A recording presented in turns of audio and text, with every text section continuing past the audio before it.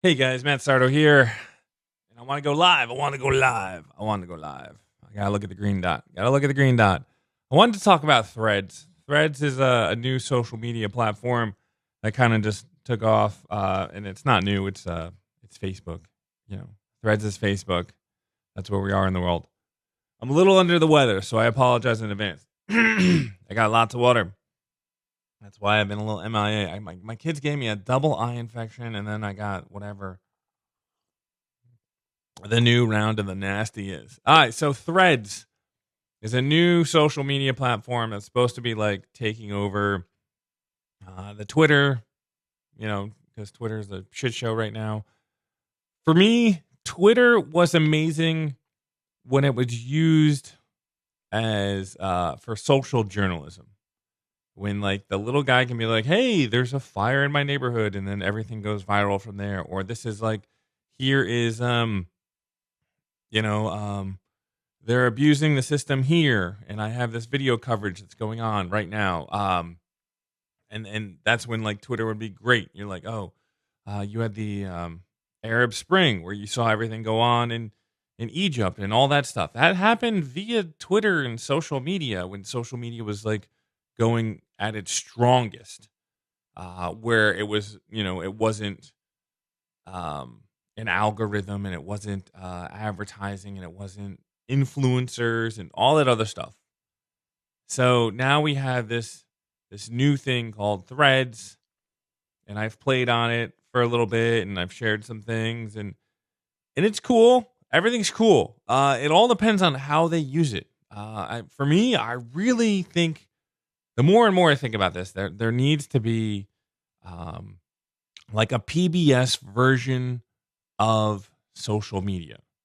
You get rid of all the influencers, you get rid of all the other um, things that kind of, I don't know, fill up the noise, and you just kind of like where it's back to the people of like, hey, I'm here and I see what's going on and I'm reporting on it, or I'm creating this cool art, or whatever I'm doing. I'm doing something of value that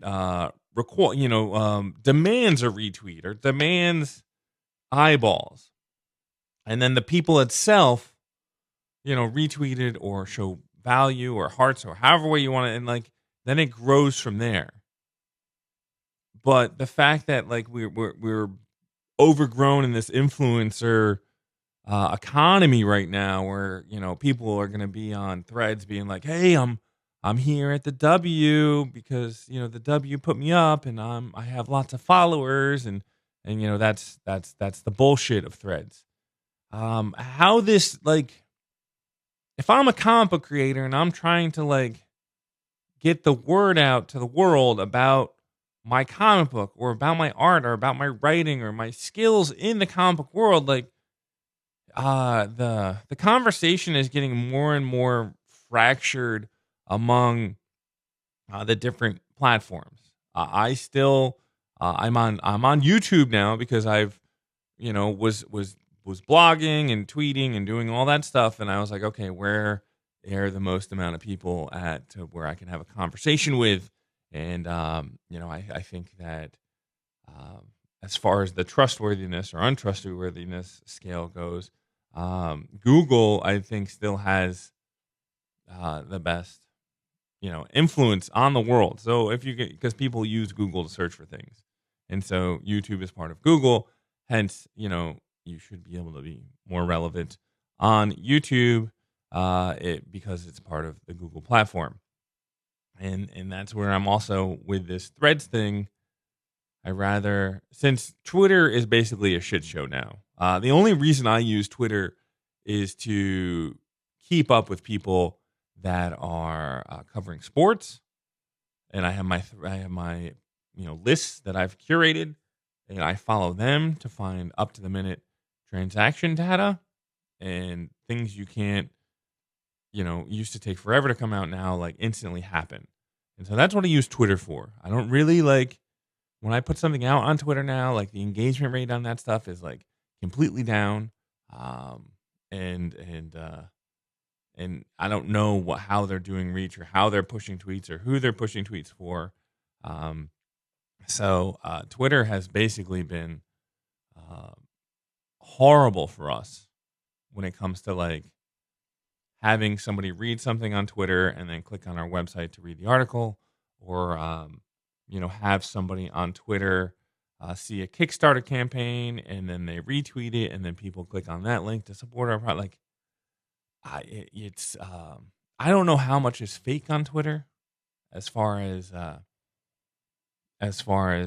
bots and everything like that, but I feel like there's so much other noise out there now, where I used to feel like we could like make a dent in Twitter and be like, hey, we got this comic book review, or we got this preview page, and like, here you go. And then, the artist or the writer would retweet it, and then there would, people would see it and they would check it out. There would be like a, you could see the link, you can see the pathway now. I don't, that doesn't happen now on, on Twitter. People retweet stuff, but like nobody ever goes off of Twitter. And that's where I'm like, okay, I don't know if these are real people or what's going on, because you should be able to see people. I just can't get comfortable in my seat. I apologize in advance for that.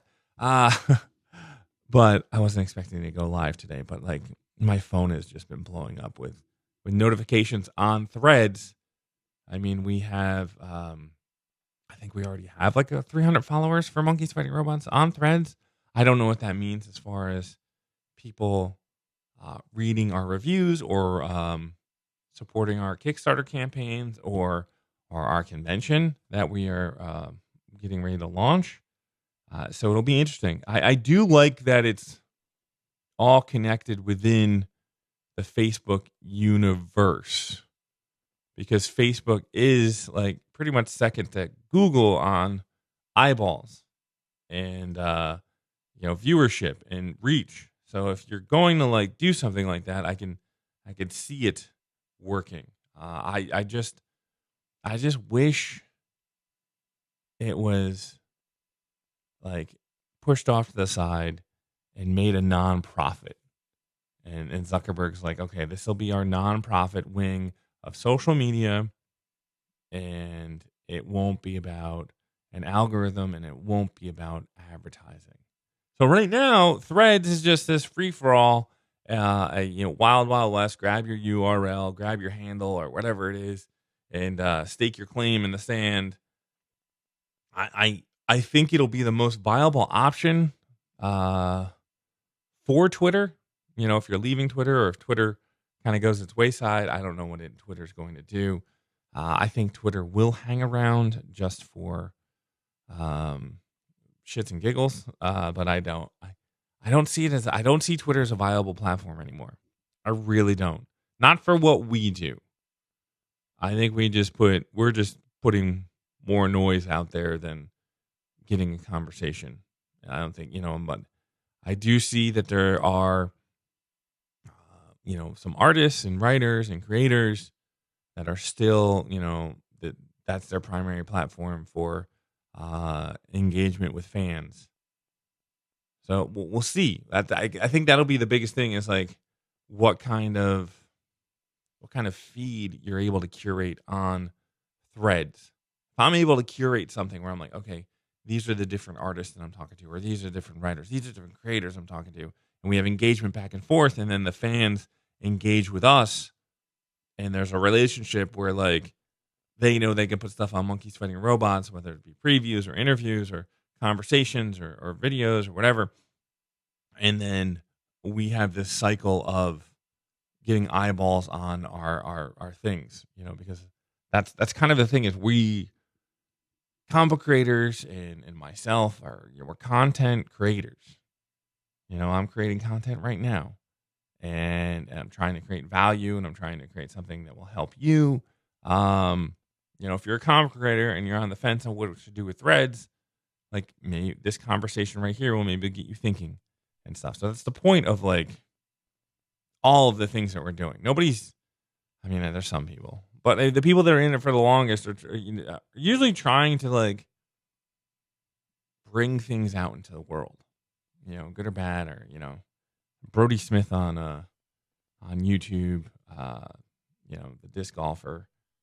I follow him, and he's an interesting character study, as a pro athlete and a content creator, and I think he's having trouble um, navigating the social dynamics of those different platforms when you get in hot water. But that's a whole nother conversation. But Threads, I'm very excited about.